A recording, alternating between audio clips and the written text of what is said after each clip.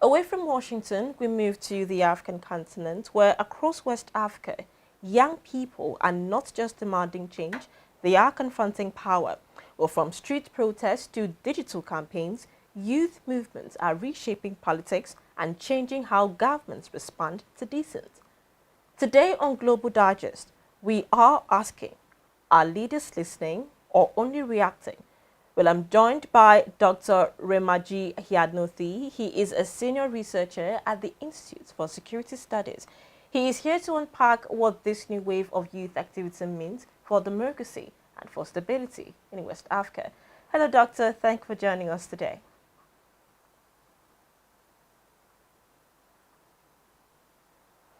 Hello, Doctor. Can you hear me? We can't hear you. Yes, hello, I can hear you. Thank you for the invitation. All right, thank you for coming. Well, across West Africa, well, we see young people are no longer waiting for inclusion, but instead they are forcing the issue. But what fundamentally would you say changed this generation and makes today's protest different from the ones in the past? Thank you. There are many factors that actually can be put to the front. And the first should be, demography.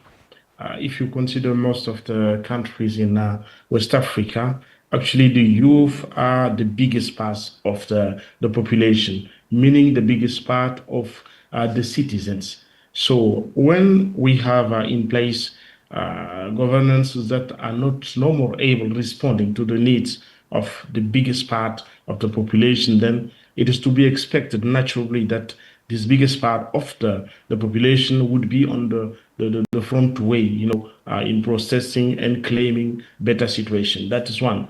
And second, we have also a generation that actually have been born for in most of these countries amid what could be called the democratization phase of the history of our different countries. So it's a generation that actually didn't know those kind of very bloody dictatorship that most of the past generation actually knew. So it's a generation born with a kind of more faith for democracy, more faith for freedom of expression. And then the last thing is also about the education. Actually, our youth are better educated in terms of quality, but also in terms of number than it used to be in the past. And if we add to that, then a kind of changing technological context with those new capacities in terms of connectivity, accessing the world very easily, then you have a kind of cocktail that made this new generation actually very eager in having this kind of very engaged citizenship, claiming for more freedom, but also more responses to their needs and aspirations.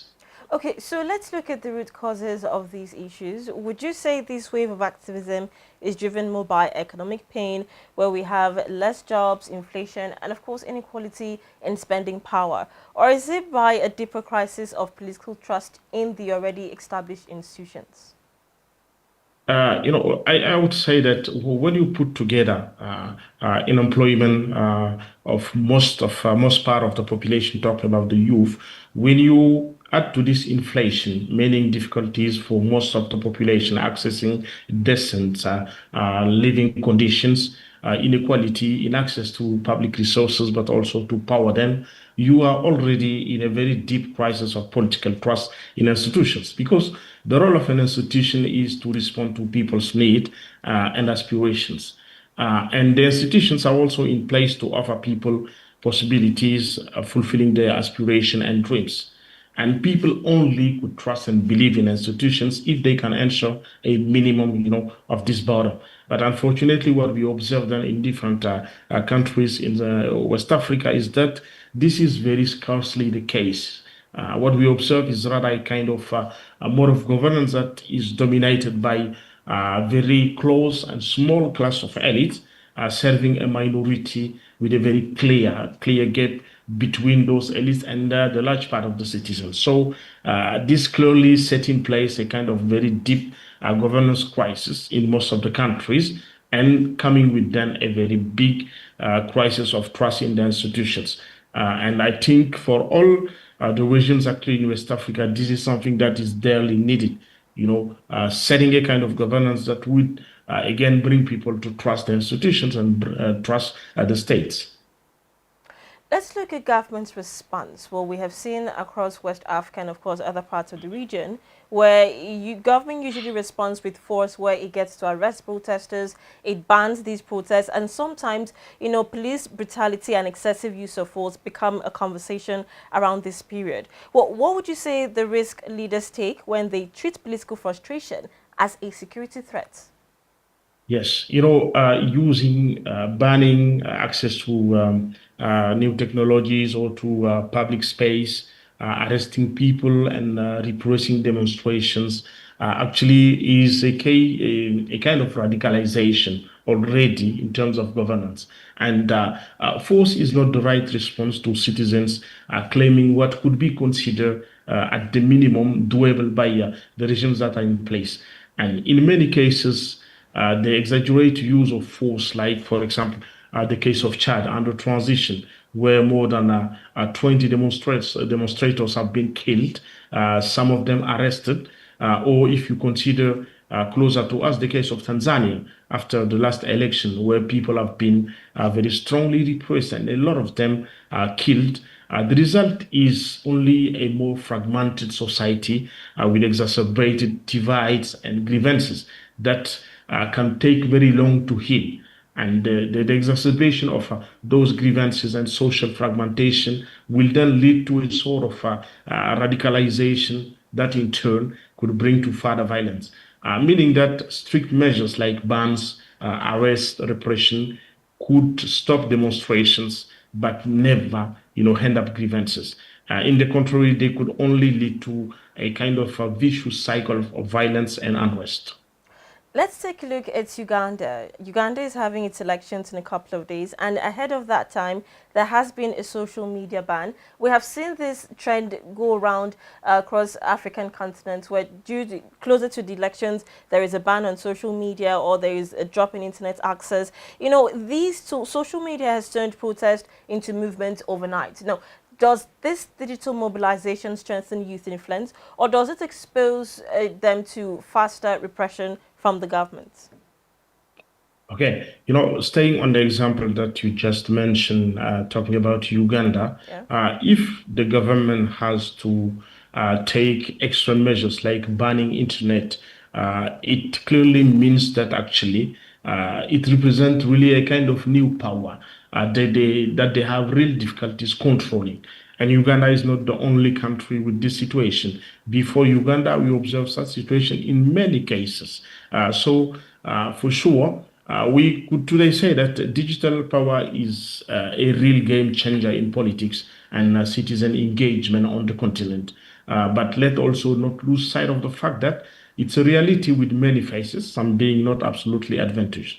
When we look at the way the youth, civil society, or medias actually use internet and social media or connected platform to mobilize, sensitize, and protest, it's then very clear that it's a real strength in the hand of citizens.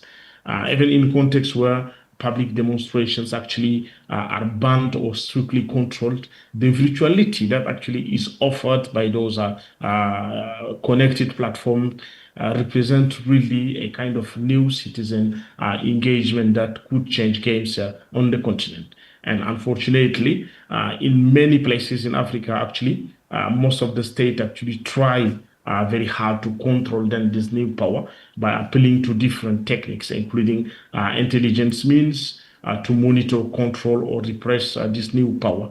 In some places, they also block the access to those tools, but at the same time blocking those access for political sakes, they also block a lot of economic opportunities for youth. So I would definitely say that it's a digital power that states actually are still battling to control, and it's a real game changer. Let's stay on the ban of protest, where government sets the option governments tend to resort to, which is ban on protest around election issues. Well, some leaders have argued that these protests, they destabilize the fragile state. Others are silencing young voices. Others are saying that silencing young voices is what truly fuels instability. Which argument would you say holds up when you look at the evidence? I would rather go, for the second hypothesis. With means and space of expression that are controlled, are totally controlled, while the situation, economic and social situation, is very hard for populations. You have grievances that actually could just grow and could deepen, and they could very easily then end up in deep traps. So the question is not about repressing, but rather responding to the needs and the grievances.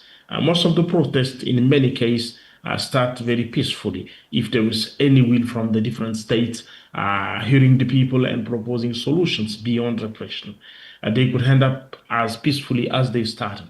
But in many cases, you have repression that would then, just radicalize the protest and can then end up in deep instability. So for me, definitely, I think the second hypothesis is the most strong because in the long time, silencing voices might be more troublemaker than just opening possibility for people to demonstrate and then proposing solutions to the grievances that actually are at the base of those demonstrations.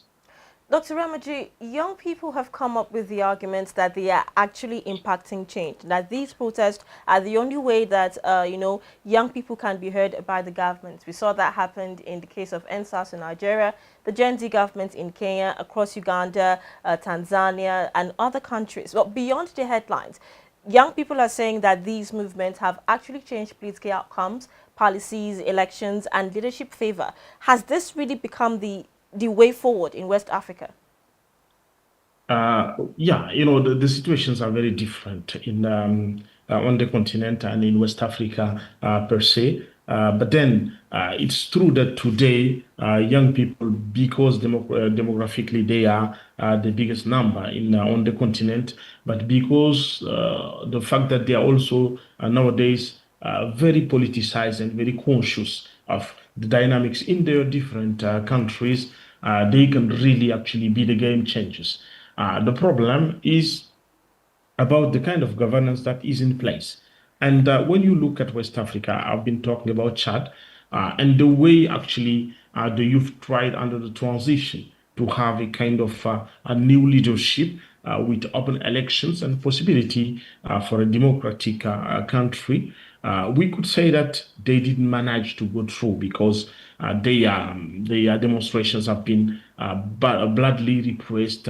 Most of the leaders have been arrested and they are still, some of them in jail. But still, there's something in which we need to believe is that all those changes cannot happen overnight. Even then there was repression, but the fact that the youth actually are conscious of their strength and their capability, changing game is a very, for me, a very big start.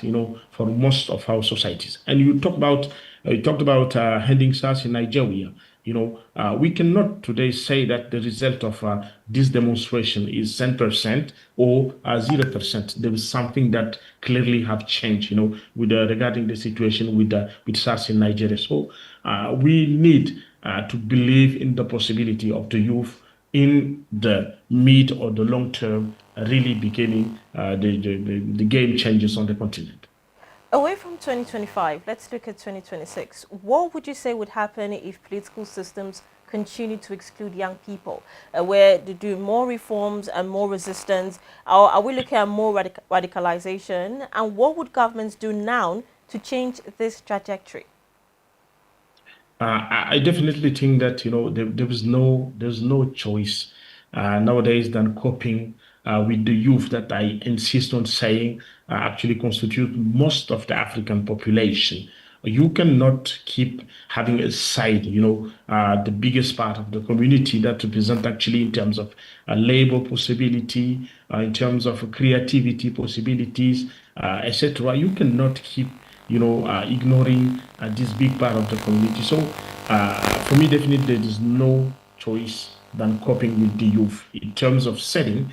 modes of governance that actually will give them a central place in terms of responding to their needs, in terms of hearing their voices, in terms of also renewing the political class on the continent. Look at the different countries, even only in Central Africa. Look at Cameroon, look at Equatorial Guinea, look at Congo. Look just at the age of the different leaders in place. While most of the population are very young, so there was a clear need actually coping with the youth, taking them in the game, taking them on board, and having the possibility for them becoming, the future leaders of a continent that is definitely very young. Well, it's obvious the message from young people is clear. Exclusion is no longer an option. Whether governments respond with reform or repression, it will shape not just the next election cycle, but the future of democracy itself. Well, many thanks to you, Doctor, for joining the conversation today. We really appreciate you. It's a pleasure. Thank you. All right. Thank you for coming. We are still watching Global Digest on ADBN. We have more reports coming from the United States. Do stay with us.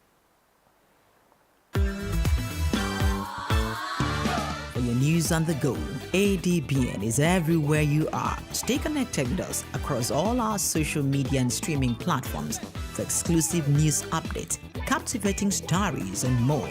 Join the ADBN community today via our various platforms. Anavo TV app, ADBN Channel 121, Niger TV app, ADBN TV, Linuxwell TV app. To get the latest news straight to your phone, join our WhatsApp TV channel. Just search for ADBN TV and hit the follow button. Turn on your notification to stay updated and never miss any part of the experience. Stay in the conversation with us across social media handles. On X at ADBN TV, Instagram at ADBN TV, Facebook ADBN TV, YouTube ADBN TV. Keep visiting our website on www.adbntv.com. Watch us live anytime, anywhere. ADBN TV, a part of you.